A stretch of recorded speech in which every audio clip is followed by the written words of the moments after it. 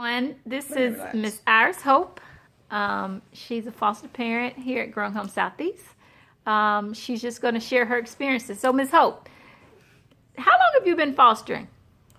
I've been a foster parent for 25 wonderful years. Wow. So, what made you want to start fostering? I guess is my first question.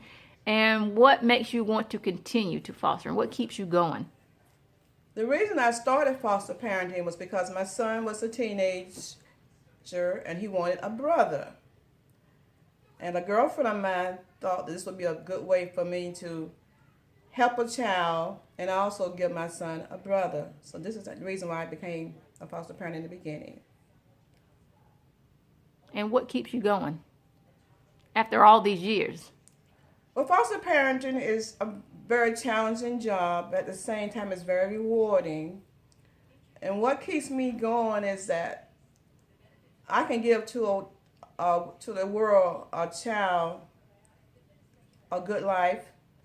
I give him security, love, and most of all, a place to belong. Great.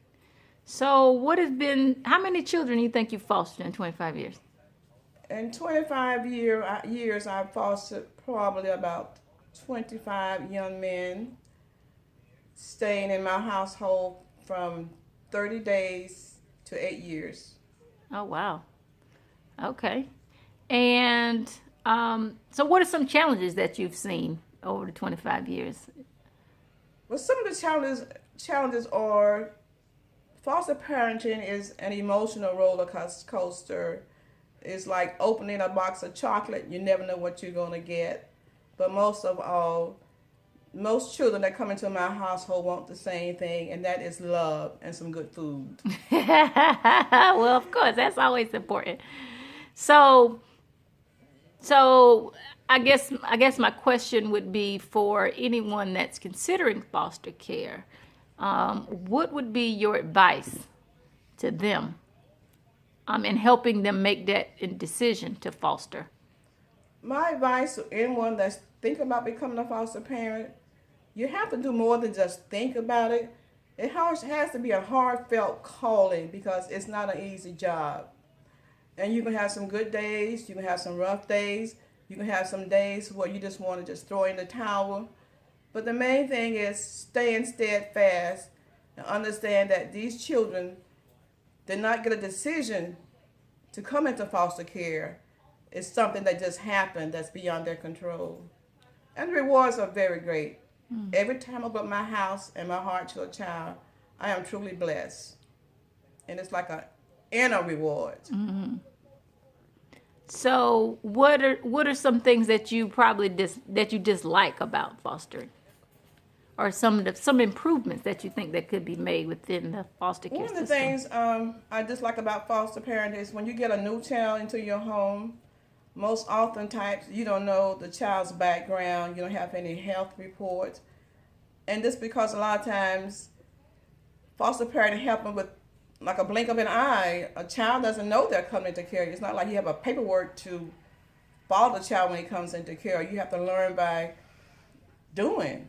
And each day is a challenge.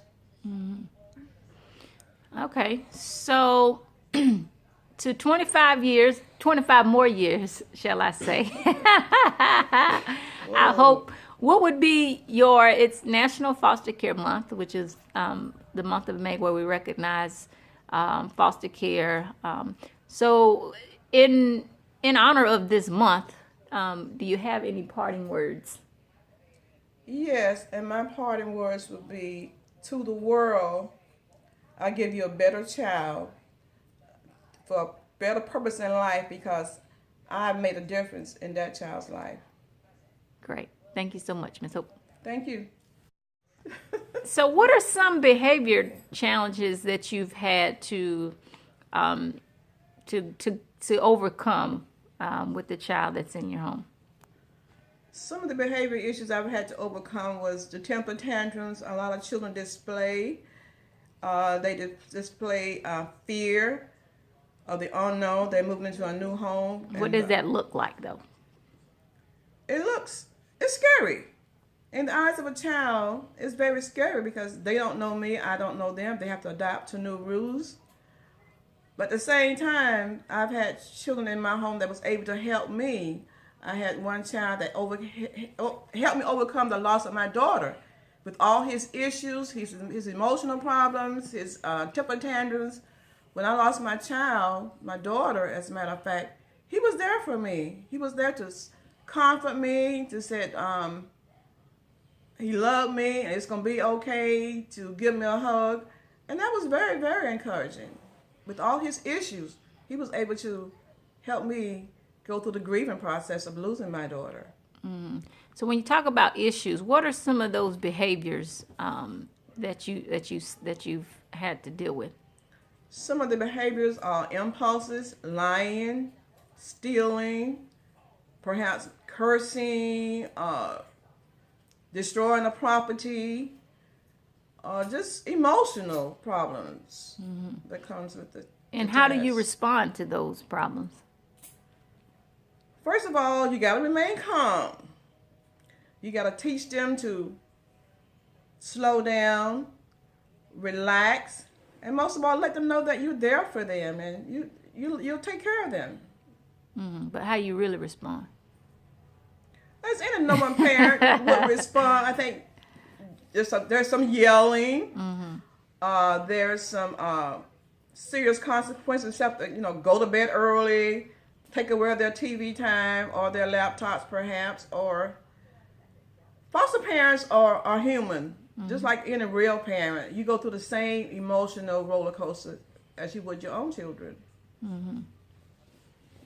Okay, so in terms of so a lot of times we hear foster parents that may often say, well, my own child didn't do that, or, this is how I did my children. So having raised your own children as well as foster children, how would you respond to that in terms of the responding differently to a child in foster care versus your own child?